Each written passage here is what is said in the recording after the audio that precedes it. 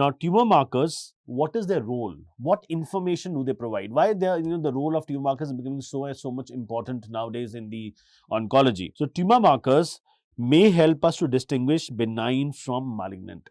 So, let's take a simple example of a tumor marker called as prostatic specific antigen. Now, this prostatic specific antigen can be elevated in benign conditions as well as malignant condition. It can be elevated in the benign enlargement of prostate as well as carcinoma of prostate. But again, the level of this tumor marker can give us a clue whether this enlargement is benign or malignant. So usually when the serum PSA is more than 10 nanograms per ml, that indicates a malignant enlargement or a carcinoma of prostate. Then some of the tumor markers can be used as a screening tool, as a screening modality. But important to understand is, we'll discuss that in detail, the different tumor markers, the important common tumor markers. But every tumor marker is not used for screening. Some of them are, yes, used for screening, but not all of them. Some of them are not recommended for screening. They have no role as a screening tool. Then they correlate with the tumor burden. So they can tell us the amount of tumor present. So depending on the level of the tumor marker, we can sort of judge that what is the amount of tumor present in the patient. Then they can allow subtype classification and adequately stage the disease. For example, again, testicular tumors can be seminimatous tumors, non-seminimatous tumors. We have several tumor markers for testicular tumors. There can be a different tumor marker which is elevated in seminimatous tumors. There can be different tumor markers elevated in non-seminimatous germ cell tumors.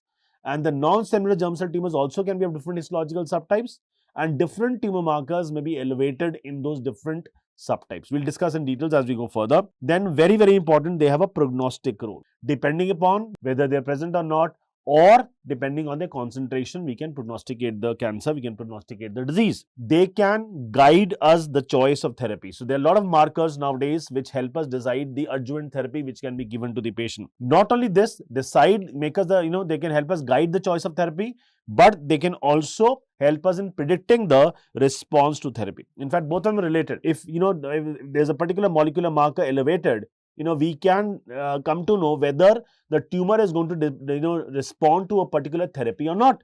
And if yes, it is going to respond to a particular therapy, we can use that particular adjuvant therapy in the management of that malignancy. Apart from that, once we start a therapy, once we treat the patient, they can be helpful for monitoring the recurrence also after completion of the therapy. So these are the different roles which a tumor marker plays in oncology. These are the information they provide. So they can be useful in distinguishing benign and malignant, screening, seeing the response to therapy, monitoring the response to therapy, deciding the adjuvant treatment, predict the response to that treatment as well. Prognostication is another very, very important role of tumor markers. Now, what is an ideal tumor marker? Ideal tumor marker basically is described by three characteristics. One is the marker should be expressed exclusively by a particular tumor. So that marker should be expressed only by one particular tumor. I'm talking about an ideal tumor marker. Then the collection of specimen for the tumor marker should be easy. Second is this. And third, the assay, the tumor marker assay should be reproducible, rapid and inexpensive.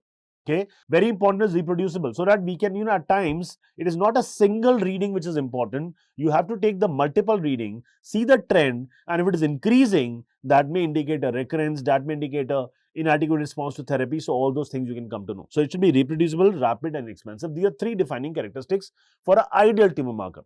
But unfortunately, currently in the current scenario, not a single tumor marker fulfills all these three criteria. So in the current scenario, I'll say there's no ideal tumor marker because all these three criteria are not being fulfilled by any single tumor marker. Many tumor markers are elevated in more than one tumor. We'll see as we proceed to specific tumor markers. So many tumor markers are elevated in more than one tumor, they're elevated. And there's no specific cancer for which there are biomarkers which completely describe its behavior.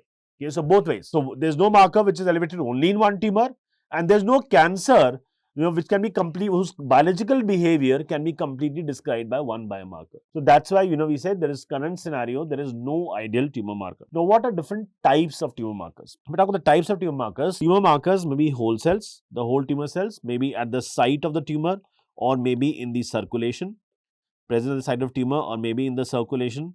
Then a very, very important tumor marker are the proteins, the tumor associated proteins. So these are the proteins which are secreted or shed from an expanding neoplasm. That is why if we measure the concentration of these proteins in serum or plasma, it very well correlates with the tumor burden because they are the ones which are secreting, the tumors are secreting these proteins. In fact, one of the first type of tumor markers which are studied were these proteins, the tumor-associated proteins, and that's why they're also called as the classic tumor markers. They can also be called as the classic tumor markers. So we have seen there can be whole cells, there can be proteins, then there can be tissue tumor markers. The tissue ones can be RNA-based markers, which are based on, basically which are determined in context of the biopsy specimen or biopsy from the tumor. So it includes the tumor RNA, which includes the messenger RNA, the microRNA, and the long coding RNA. Then apart from this, we can have DNA based markers, again, which are based on the the biopsy of the tumor, biopsy of the specimen. This mainly includes a tumor DNA, which includes single nucleotide polymorphisms, gene fusions, changes in DNA copy number. We are going to talk about them. We're going to talk about all of them. So we're just mentioning right now that what are the different types of tumor markers.